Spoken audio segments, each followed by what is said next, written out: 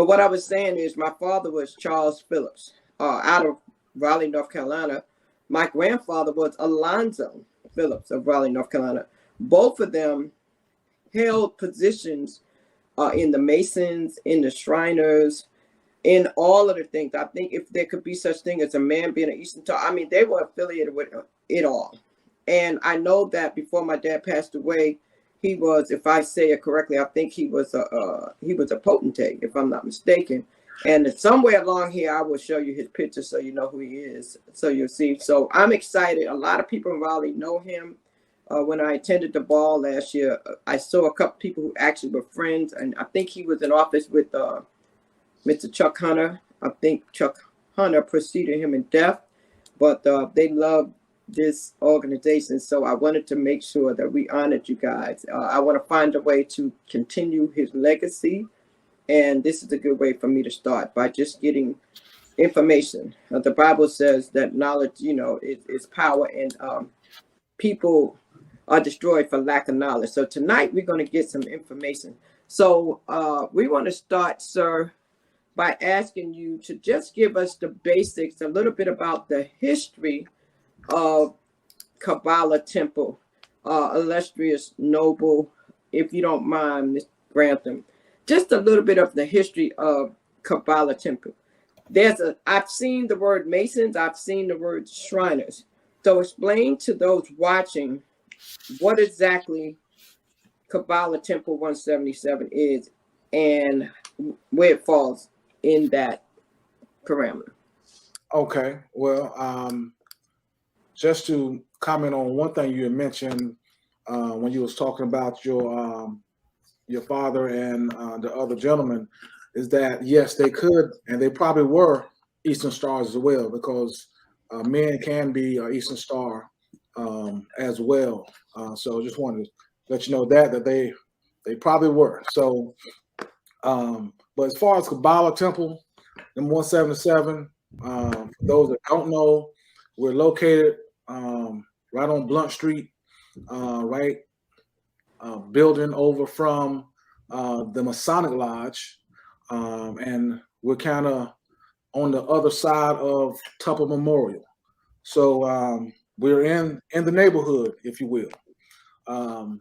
But as far as the difference in Masonry and Shrindom, they're similar, but to get into Masonry, period, you have to join a Masonic lodge. So to get into any other house in Masonry, which there are more than one, you have to first join a Masonic lodge. So in a Masonic lodge, you will join that lodge, and at some point, you will be made a Mason, a Master Mason. And once you are made a Master Mason, then you will have the opportunity to experience the other houses if you choose to do so. Some are not interested in those other houses, some are. But you have the opportunity to join those other houses. And it's the same way as with the Shrine Temple, is that you have to have at least been a Mason in order to join a Prince Hall Shrine Temple. And if you haven't, then you have to start at that ground floor, which is that Blue Lodge, and go through there and do what you have to do to become a Master Mason. But I hope I answered that. Did I answer your question? You did. And I found his picture. This is actually my father right here. You can see him. And as you can see, he got the same hat, 177, the same temple. Yes. So he was definitely in the same one. And my grandfather was too. I know both of them were. And so Philip was definitely in strong, And I saw his loyalty. I saw his love for it. I saw his excitement, and he was a leader always. He was always involved. That's one of the things I knew, that it was about the community. So we definitely do understand that it's about the community everything that you guys do. So, Deputy of the Oasis, Mr. Noble Vickers, what can you tell us about what you guys do in the community as far as the work that you do to help the people? Yes, ma'am. Yes, ma'am. And I wanted to follow up on what my illustrious potentate says, though. We've been ingrained in this community. I know you said your father and your grandfather since August of 1947. And we just recently in August, we had a 75th anniversary. So Kabala has been in this community for a long time, providing services, actually doing great things as far as the community. Some of the things as far as what we do as far as Shriners. When we start talking about the ancient Egyptian Arabic Order of Nobles Mystic Shrine of North and South America, in its jurisdictions incorporated, our Imperial Council is the governing body of the Shriners as far as us here. And what they do, they have certain initiatives that are done on a national level that have trickled down that we do at the local levels as far as Kabbalah temples like ourselves throughout the domain, which we consider throughout the U.S. and the world. And some of those things are when we start talking, because basically we're a benevolent charitable organization, a fraternal organization, whereas members are, we deal pretty much with the principles of fostering civic, economic, and educational development programs throughout the world. In doing that, we have certain programs that we actually focus in on doing those. And some of those programs are annual grants for medical research. We partnership with major organizations like American Diabetes Association, and that's under our Prince Hall Shriners Foundation. Another thing we do, we support institutions of higher learning, HBCUs, where we give back. That's a big push that we actually involve with. Our Imperial Council also, we do what is called a book bag drive. And we do that every year when we have our Imperial session, whatever major city we're in. It's about giving back to those built up urban areas to ensure that those youth there have the necessities and things they need in order to be able to go to school. Another thing is our student aid program, where we help raise fund scholarships for those looking to advance their educational opportunities. Another thing we do is annual grants for the NAACP, the Legal Defense Fund, and the United Negro College Fund. We also support our youth as far as summer camps every year. And a big push, especially in this political climate, is voter education and registration drives. So those are some of the things that we do as far as an organization at a national level that trickles all the way down to us on a local level. Wow, that's amazing. And then I know you have such loyal, noble men like Mr. Perry here. I've seen you, Mr. Perry, out here at churches and doing everything that you do in the community to give back. And I see that you have the title High Priest and Prophet. Can you tell us what that means to you? What does it mean to be a high priest and prophet, and what's expected of you in this position?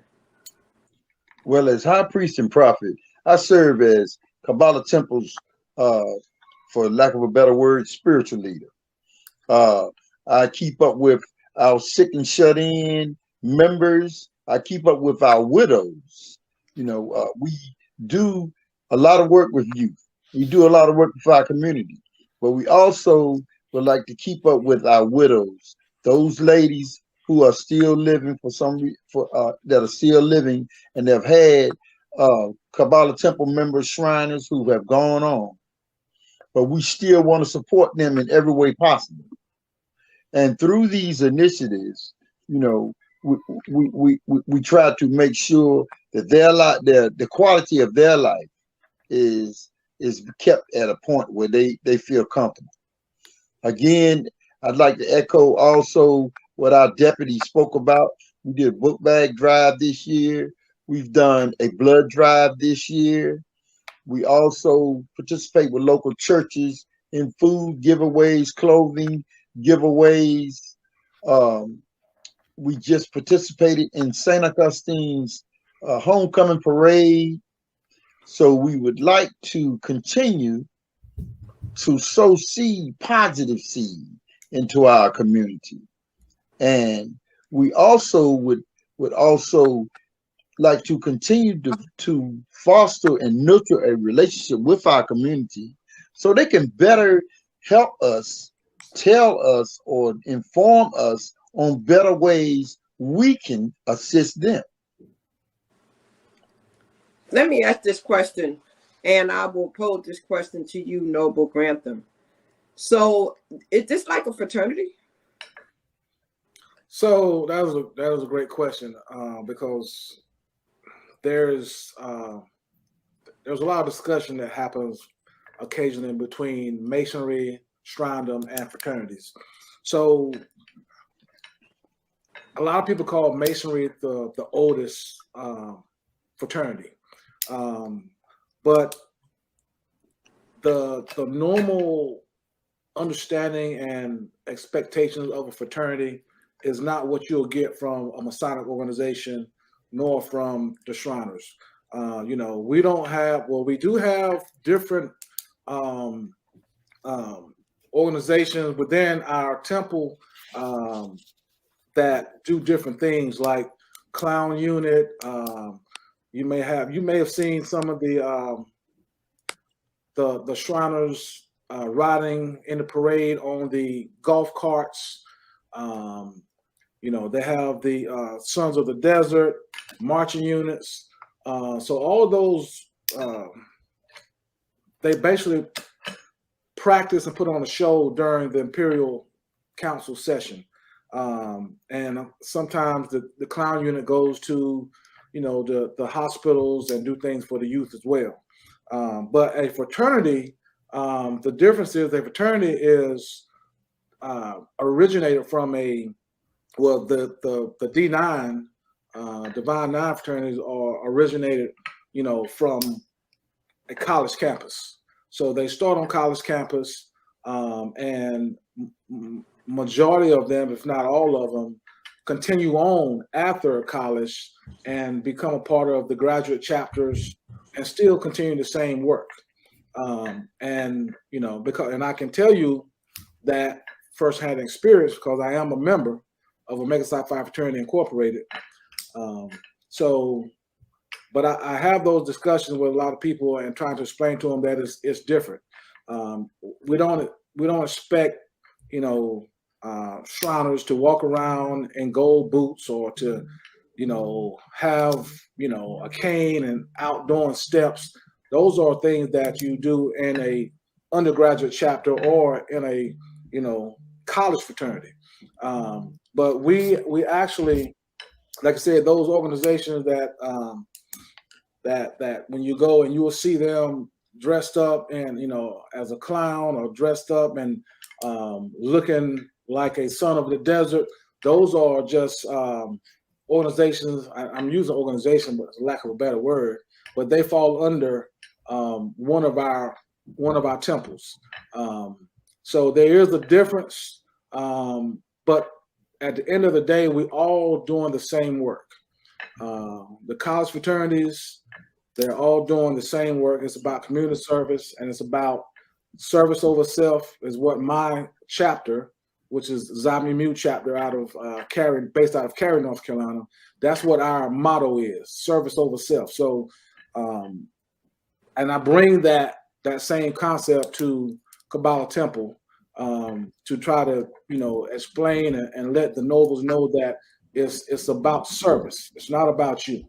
So, and if I could, I want to just give you a few of the notable names that, many of you may remember or know that were on our first, that was first when we first was chartered as a temple. Yes, sir. And like Deputy Victor stated earlier, that was in August 1947, August 26th. But some of the names that were the nobles, were potential nobles at the time, were Fred J. Carnage, Arthur Thomas Drew, James Thomas Hamlin, Julius Richard Haywood, Lawrence T. Leitner, Joseph Hunter May, Nelson Lloyd Perry, Harold Edward Sims, Robert R. Turner, Jesse Branch, Nathaniel E. Duke, E. Smalls Harris Sr., Anderson James Jr., Leonard Washington Ligon, James T. O'Neill, Alonzo Phillips, Tobias Herbert Tucker, Salias John Webb, William Donaldson, James P. Freeman, Charles A. Haywood Sr., Monroe James, Robert C. Malone, E. Cardrew Perrin, Joseph I. Stedwick, Robert Lee Tucker, and Lucius S. Wilcox. And I know that for you, Crystal, that a lot of those names ring a bell.